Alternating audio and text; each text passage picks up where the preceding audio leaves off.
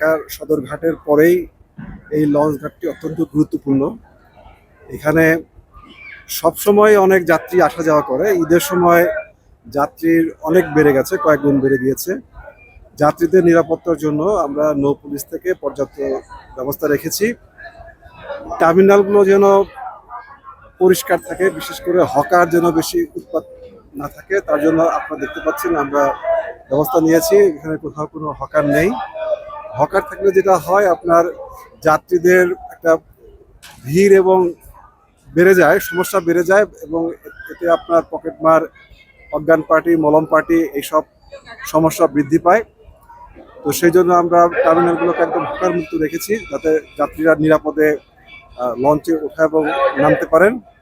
দিন রাত 24 ঘন্টা এখানে লঞ্চ আসছে এবং যাত্রীরা নামছে, এবং তারা যেন নিরাপদে চলাফেরা করতে পারেন, কোনো ধরনের ছিনতাই বা অন্য অপরাধের শিকার না হন, তার জন্য আমাদের এখানে সার্বক্ষণিক নৌ পুলিশের টহল আছে, চেকপোস্ট আছে।